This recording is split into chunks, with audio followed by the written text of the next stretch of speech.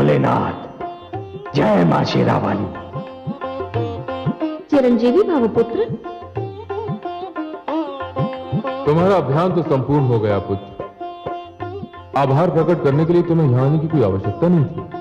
हे शिव शंभो, यदि मुझे केवल आपका आभार ही प्रकट करना होता तो मैं वहीं धरती से आपकी वंदना कर लेता। मुझे कुछ और भी स्मरण था। मैं समझ गई तुम्हें क्या स्मरण था। वही आदि गुरु दक्षिणा जो तुम मेरे भोलेनाथ को देना चाहते थे, है ना? हाँ माता शेरोवाली, मेरा संकेत उसी ओर था। हे शिव शंभो, मुझे आज्ञा दीजिए कि मैं आपकी शेष गुरु दक्षिणा आपके चरणों में चढ़ाने के लिए क्या करूं। तो तुम वास्तव में अपनी आधी गुरु दक्षिणा देना चाहते हो? गुरुदेव, मैं शेष गुरु दक्षिणा दिए बिना तो संसार का त्याग ही नहीं कर सकता। कैसी विडंबना है पुत्र। तुमने जिस शब्द का प्रयोग किया उसी शब्द का संबंध मेरी आधी गुरु दक्षिणा से है। कौन सा शब्द? त्याग। त्याग? मैं समझा नहीं नीलकंठ। मेरी आधी गुरु दक्षिणा यह है पुत्र कि तुम्हें अपने इस योद्धा रूप का त्याग करना होगा और एक बार फिर आचार्य धर्म का पालन करना होगा। शिक्षक का पुत्र यदि शिक्षक ही रहे तो यही उत्तम है। वंश में कर्म की परंपरा चलती रहे, यही उचित है। हे भोलेनाथ, मैं आपकी आज्ञा के समक्ष शीश नवाता हूं। मैं आपको वचन देता हूं गुरुदेव कि अब से यह परशु मेरे लिए केवल एक कथा मात्र बनकर रह जाएगा। मैं फिर से आचार्य धर्म को धारण करूंगा, गुरुकुल परंपरा पुनः आरंभ करूंगा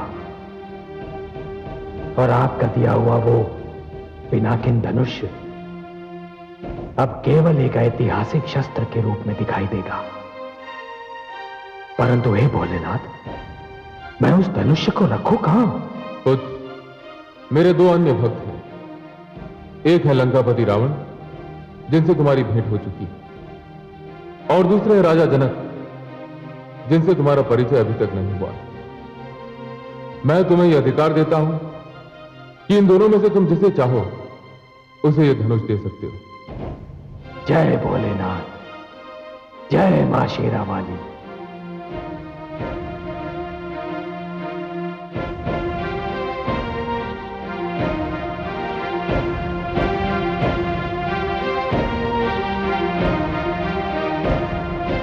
असुर कीर्ति विस्तारक, देवकुल प्रतिष्ठा विदारक, महाज्ञानी सुकेशु नंदन असुर सम्राट रावण पधार रहे हैं।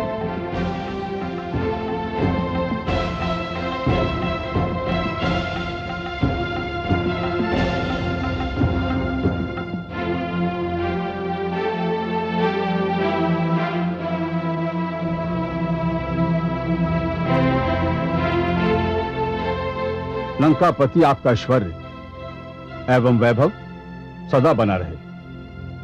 आपकी कीर्ति पताका इसी भांति लहराती रहे। आपके विचारार्थ उस उदंड ऋषि को बंदी बना लिया गया है। यदि आपकी आज्ञा हो तो उसे प्रस्तुत किया जाए। जब तक उसे सामने लाया जाता है उसके अपराध का वर्णन किया जाए। हे असुर कुलभूषण, लंका में किसी भी आयोजित यज्ञ में आपके नाम की आहुति डाले बिना यज्ञ पूर्ण नहीं हो सकता। और उसने हमारे आदेश का पालन न करने का दुस्साहस किया है। कौन है ये?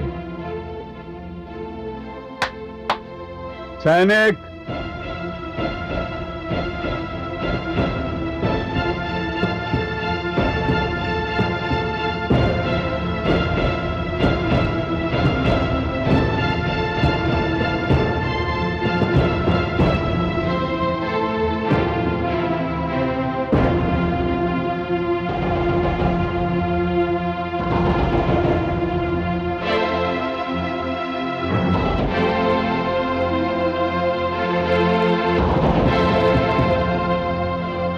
युवक, तुम्हें देवताओं के समक्ष हमारी श्रेष्ठता में कोई संदेह है?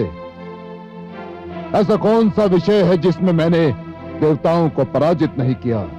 परंपरा तथा मेरी संस्कृति मुझे आपके नाम की आहुति यज्ञ में डालने से रोकती है। क्यों? मैं भी संस्कृति के जन्मदाता तथा पालक महान ऋषि पुलस्त्य का पौत्र हूं तथा महान ऋषि विशर्वा का पुत्र रावण हूं। लंकेश, वंश में जन्म लेने से कुछ नहीं होता, आचरण से होता है, और आपका आचरण ऋषियों का नहीं, असुरों वाला है। युवक, तुम मर्यादा और साहस की सीमा लांघ रहे हो। मैं आपके राज्य में अपनी आयु की सीमा भी लांघ चुका हूं। मैं मृत्यु का वरण यहां आने से पहले कर चुका हूं।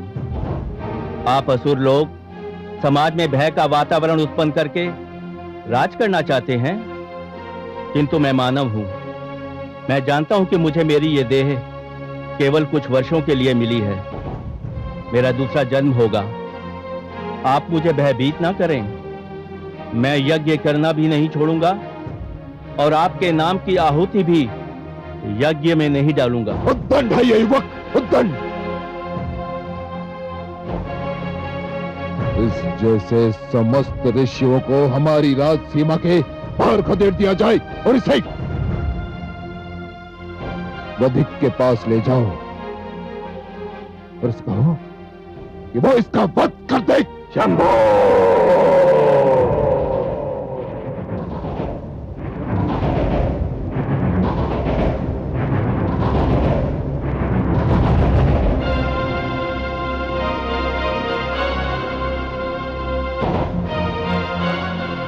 परशुराम, लंकापति रावण की राजसभा में तुम्हारा स्वागत है। लंकापति रावण, मैं बड़े उचित समय पर आया। मैं तो आपको विश्रवा का पुत्र समझकर यहां आया था, किंतु देख रहा हूं कि आपके ऊपर अपनी माताश्री की महत्वाकांक्षा और असुर संस्कृति विराजमान है। परशुराम, आपका इतना बड़ा उपकार है मुझ पर कि यदि आप मुझसे मेरा सिर भी मांगेंगे तो मैं ना नहीं कहूंगा।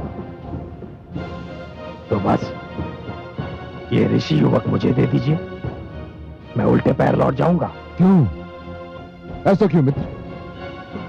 हे लंकापति, मैं तो आपको अपने गुरु भगवान शिव शंभो का महान भक्त समझकर यहां आया था, उनका ये पिनाकिन धनुष आपको देने के लिए। तो दीजिए। दीजिए परशुराम, मुझसे बड़ा और योग्य पात्र इस संसार में कोई हो ही नहीं सकता। दीजिए परशुराम। नहीं लंकापति रावण, एक महान शिव भक्त होना और बात है और एक प्रजावत्सल राजा होना और बात। आप महान शिव भक्त अवश्य हैं, किंतु आप अपनी प्रजा की रक्षा नहीं करते। आप एक न्याय प्रिय राजा नहीं है लंकेश, और इसलिए अपने गुरु का यह महान शिव धनुष मैं आपको कदापि नहीं दे सकता। मेरा यह निर्णय अटल है। किंतु परशुराम। लंकेश, अपने गुरु की आज्ञा से मैंने आप पर एक उपकार किया था। हो सके तो उसी गुरु के नाम पर एक उपकार आप मुझ पर कीजिए। यह युवक मुझे दे दीजिए। आपने मुझ पर बहुत बड़ा उपकार किया था। एक कायर के कारागार से मुक्ति दिलाई थी। आप नहीं जानते परशुराम,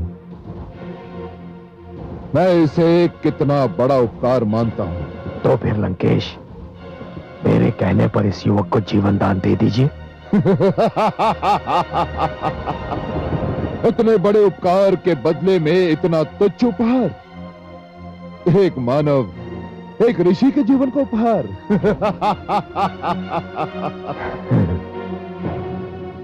यही तो व्यथा है लंकापति रावण, कि आप ईश्वरीय सत्य को समझ ही नहीं रहे हैं। जीवन तुच्छ नहीं होता लंकेश, मानव जीवन इस धरती को ईश्वर का सर्वोत्तम उपहार है। तो ठीक है परशुराम,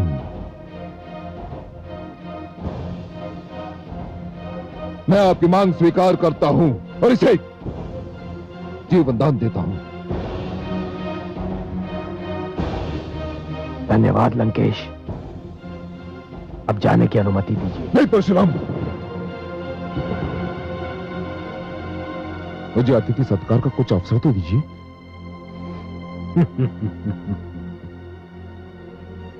नहीं लंकेश, यह संभव नहीं है, क्योंकि आपकी और मेरी विचारधारा में धरती और आकाश का अंतर है। यहां और अधिक ठहरना आपके और मेरे मध्य मतभेदों को जन्म देने के समान है। मैं भली भांति जानता हूं लंकेश कि मैं अपनी संस्कृति नहीं छोड़ सकता और ना ही आप अपनी असुर संस्कृति को त्याग सकते हैं। इसलिए अनुमति दे ही दीजिए। चलो युवक।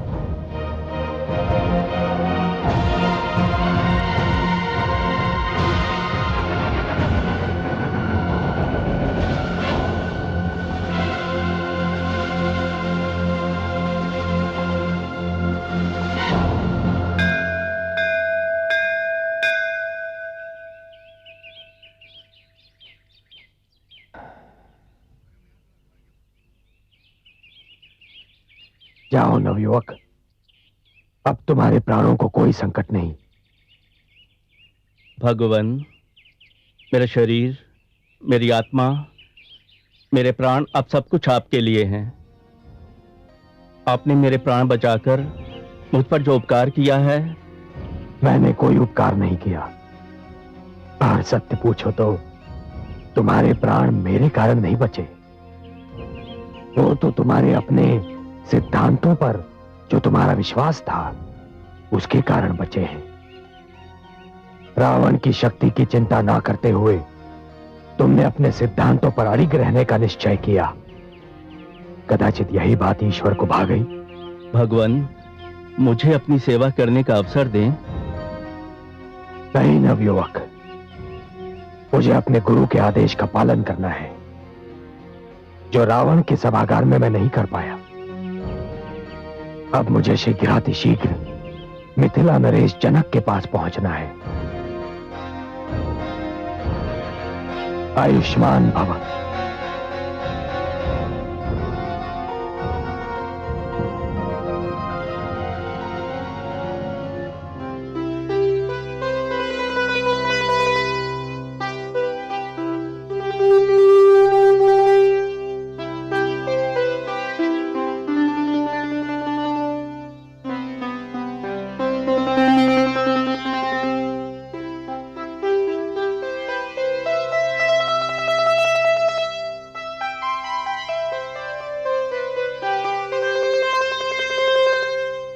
महाराज जनक की जय हो। ऋषि जमदग्नि पुत्र श्री परशुराम पधारे हैं। वे आपसे भेंट करना चाहते हैं। भगवान परशुराम, अहो भाग्य, अहो भाग्य। कहाँ है?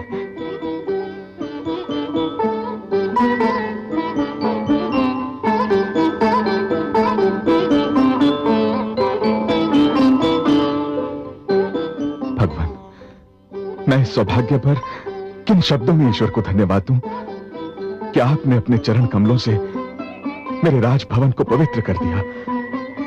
हे भगवान परशुराम, मिथिला का कण कण आपकी इस कृपा के प्रति आपका आभारी रहेगा। स्वागत है भगवान, आपका बहुत बहुत स्वागत है। राजन, आप वास्तव में धन्य हैं। मेरे स्वागत के लिए आप नंगे पांव चले आए। भगवान, जिस स्थान पर आप जैसा महान व्यक्ति उपस्थित हो, वह स्थान इतना पवित्र, इतना पावन है कि वहां तो नंगे पांव ही आना चाहिए। पधारिए भगवान, पधारिए।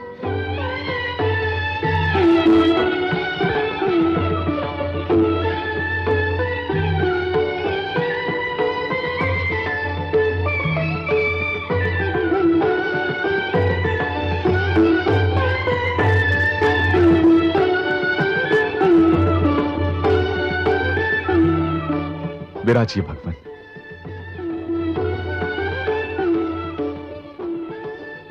भगवान, मेरी तो समझ में कुछ नहीं आ रहा कि मैं आपका स्वागत कैसे करूं और क्या करूं। राजन, आपके नेत्र, आपका मुख और आपकी भावनाएं जो कह रही हैं, उस सबके उपरांत स्वागत के शब्द और औपचारिकताएं अनावश्यक है।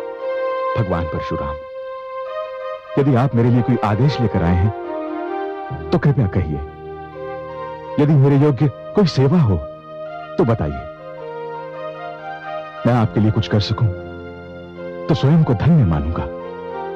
नहीं राजन, आपके लिए मेरा कोई आदेश नहीं है, किंतु हां, मैं अपने गुरु शिव शंकर के आदेश का पालन करने के लिए अवश्य आया हूं। भगवान, आपके गुरु का आदेश सिर आंखों पर। मिथिला नरेश, मुझे अपने गुरु शिव शंभो ने यह धनुष उपहार में दिया था, परंतु अब मेरे अभियान की समाप्ति के उपरांत मुझे इसकी कोई आवश्यकता नहीं है।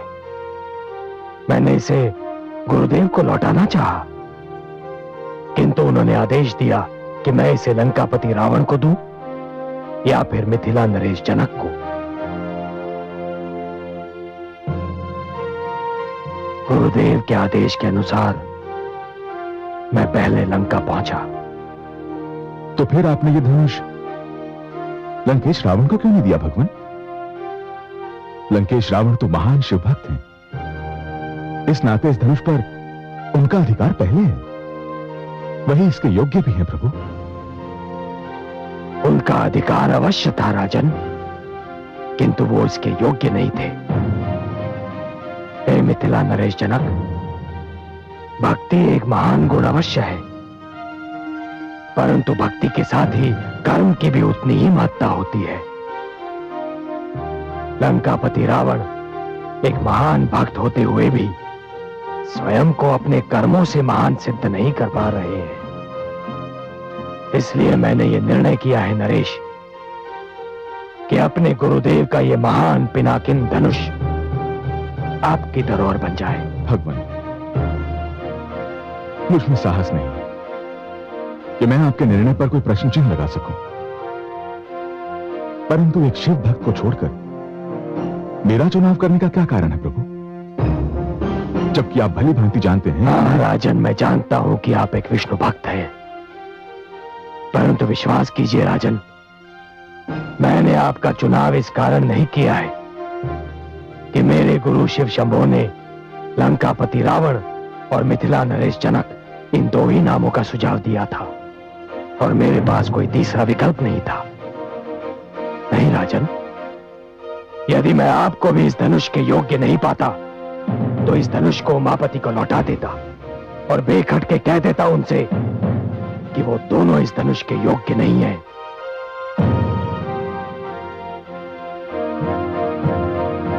किंतु राजन, आपने ये सिद्ध कर दिया कि आप जनक हैं। जनक, जिसका अर्थ होता है पिता। राजन, मुझे ज्ञात था कि मिथिला की सीमा में प्रवेश करते ही मैं एक ऐसे राज्य में प्रवेश कर रहा हूं जिसका राजा एक विष्णु भक्त है। मुझे आशा भी थी कि इस राज्य में चप्पे चप्पे पर भगवान विष्णु के सुंदर और अनगिनत मंदिर बिखरे होंगे। मेरा विचार ठीक भी था राजन, किंतु राजन, यहां आकर एक सुखद आश्चर्य हुआ कि आपके राज्य में भगवान शिव के भी उतने ही सुंदर मंदिर बिखरे हुए हैं। भगवान, मेरे राज्य में शिव भक्त भी हैं और वैष्णव उनका आदर करते हैं। बस इसी बात ने तो मेरा मन मोह लिया है राजन, इसी बात ने। राजन, मत और धर्म एक निजी विषय है।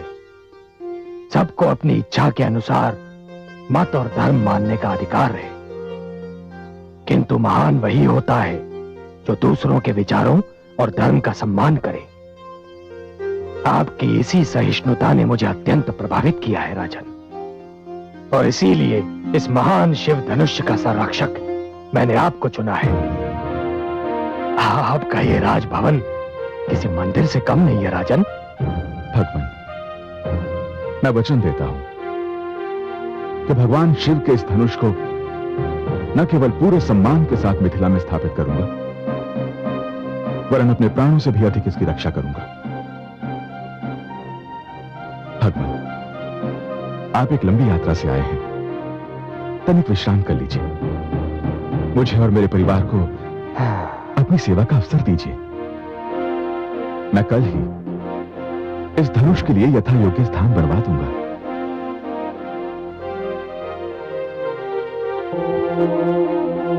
स्वस्ति नन्थामनुचरेम। भगवान, मैं राजकाज से अवकाश पाकर प्रतिदिन इस स्थान पर आता हूं और यहीं साधना करता हूं। इसके भीतर मैंने एक उच्च आसन बनवाया है, जहां मैं अपने आराध्य का आवाहन करता हूं। राजन, ये कक्ष अति सुंदर है। तो भगवान शिव के इस महान धनुष की स्थापना यहीं कर देते हैं। मैं अपने भवन के इस अंश को सार्वजनिक घोषित कर देता हूं। मेरी पूजा समाप्ति के उपरांत हर एक को यहां आने और भगवान शंकर के इस महान धनुष के दर्शन करने की संपूर्ण स्वतंत्रता होगी। आइए भगवान।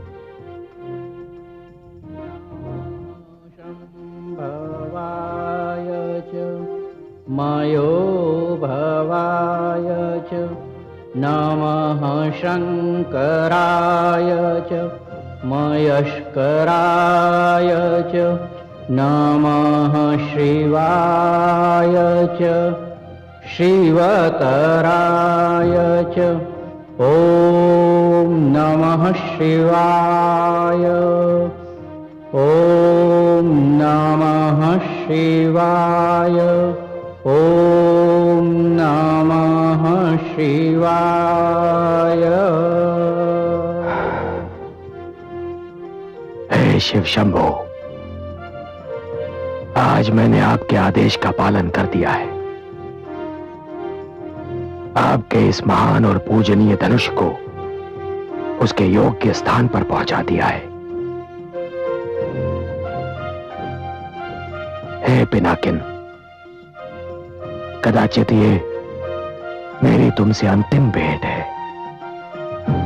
भोलेनाथ के साथ ही मैं तुम्हारा भी आभारी हूं और तुमसे विदा लेता हूं।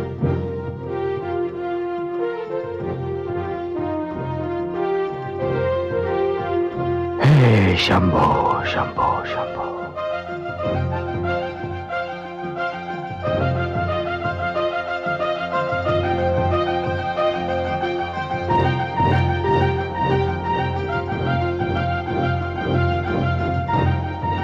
अब जाने की अनुमति दीजिए राजन। भला यह कैसे संभव है भगवान? मुझे कुछ दिन और अपनी सेवा से कृतार्थ होने का अवसर नहीं देंगे? नहीं राजन, यद्यपि मुझे मिथिला भली लगती है, बहुत सुंदर स्थान है। यहाँ की मिट्टी में एक ऐसी सुगंध है कि वो मन को अपनी ओर खींचती है। किंतु राजन, मैं यहां ठहर नहीं पाऊंगा। भगवान, कुछ दिन तो और ठहर जाते।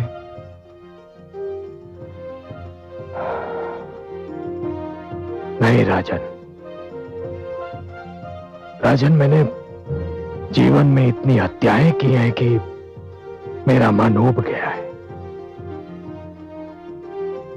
यह सत्य है कि हत्याएं करने पर मुझे विवश कर दिया गया था, किंतु हत्याएं तो हुई ना, जिनके कारण न केवल मेरे हाथ रक्त से रंगे हैं, वरन मुझे ऐसा लगता है जैसे मेरा समस्त अस्तित्व रक्त सागर में डूब गया है। मेरे मन पर, मेरी आत्मा पर एक बोझ है राजन, एक बोझ है। मैं साधना में डूब जाना चाहता हूं राजन।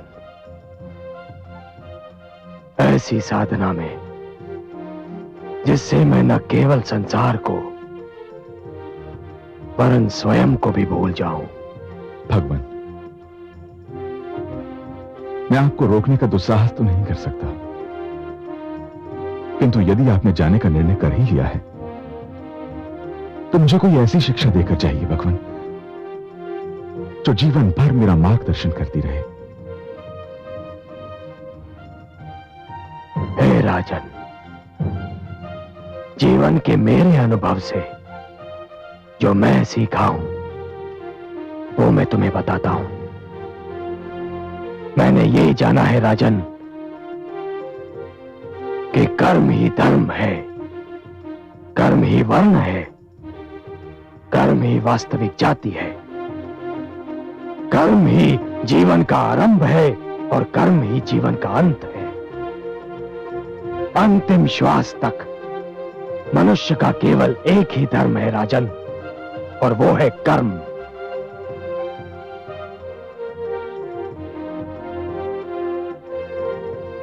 जो मनुष्य इस बात को स्मरण रखेगा राजन, उसी का जीवन सफल होगा।